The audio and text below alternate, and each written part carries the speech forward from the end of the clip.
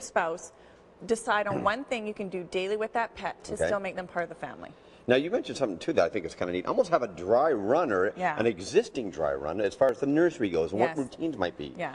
Set it up as early as you can. Bring in the gear. Bring in the diapers, because that might be interesting to eat. So we want to learn now that you don't eat those. Believe me, I can attest dogs going through the diaper pail. Yeah, not a good idea. So bring in all the gear that is going to come with baby and allow the pet to check it out. You know, don't separate them from the room because that creates fear. Introduce them into the room. Be with them. Set up protocols that are okay. So if you don't want the cat in the crib, establish it now. Which is not a good idea. Yeah, we don't recommend it. It's harder to train cats than dogs, but there are devices. You can deter cats from going into the crib because they'll go when you're not looking. Oh, cats absolutely. Are way smarter than dogs. They'll be in there like a dirty shirt. Absolutely. And also, which I think is kind of cool, but it makes perfect sense because there's going to be new smells and sounds with a baby. Yeah. Even get a doll that cries, you said. Yeah. Just get them used to that. Yeah, and let them see the doll that cries. I mean, there's lots of them. Let them check it out. Show them the way to check it out, not grabbing it and pulling it, but sniffing it. Again, positive reward. If it means treats or praise from you, do all of that well in advance so that this thing that is going to take up a lot of their attention. And to them, it is a thing. They don't know. Yeah, they don't know. And don't shaft the dog, as you said. That's right, yeah. Okay. All right. Listen, there's a lot that goes into having a baby, as you all know. So take a little time and plan ahead. It'll be better for the pet, better for the baby. And believe me, do you need more stress when you have a baby? No. Thanks so much for popping by. You're welcome. We'll see you again real soon. Absolutely. I'm thinking next week. Yeah, well, no. No? Week after. Week after. You can come by next week if you want. I'm doing nothing. Anyways, we're taking a break. We'll be right back. 2 weeks, huh? Yeah. Okay. I'm Heather Steele. Coming up in news, I'll show you how these handmade heart-shaped pillows are helping cardiac patients.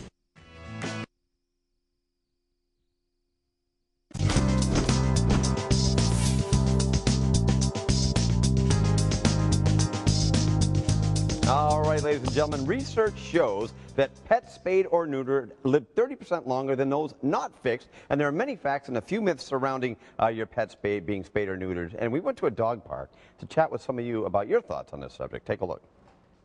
He's a show dog. He comes from a line of champion Airedales, but we're not, planning to show him, so we did go and get him neutered. When you're bringing them to an off-leash park, you don't want to be bringing them when they're in heat, and it's just something. And for animal control, like there's just so many unwanted animals, I just wouldn't consider not getting them neutered. Population control, and there's no mess, and I think they're just a better dog for it.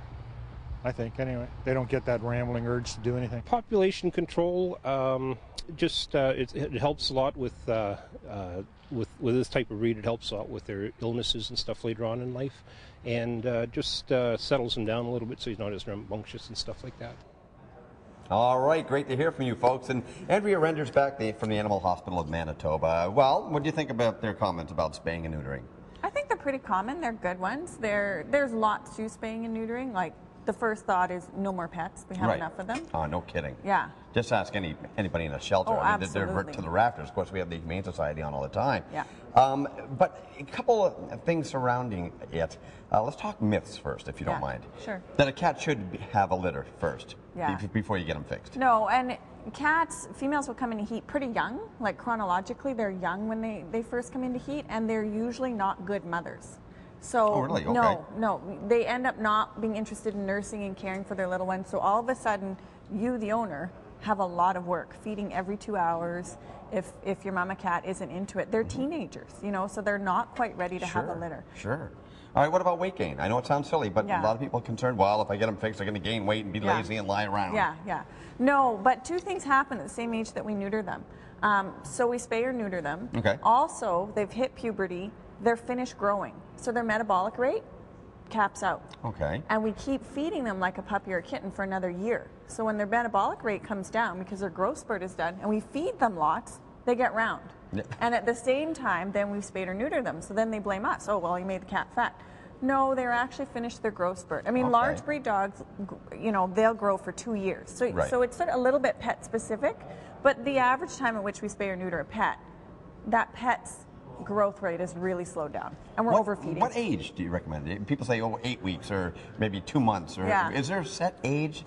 Typically, I mean, the studies show you can do them at 8 to 12 weeks. Some shelters do that, more in the West than we do here, because then they're leaving their shelter.